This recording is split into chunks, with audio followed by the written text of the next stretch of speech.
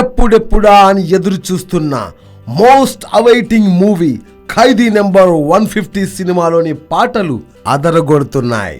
మొదటి పాట అమ్మడు లెట్స్ డూ కుమ్ముడు ఇప్పటికే యూట్యూబ్ లో సంచలనాలు సృష్టిస్తున్న సంగతి తెలిసింది. ఈ రోజు రెండో పాట సుందరి రిలీజ్ అయిన గంటల వ్యవధిలోనే లక్షల వ్యూస్ తో ఫ్యాన్స్ ని మ్యూజిక్ లవర్స్ ని అదరగొడుతోంది.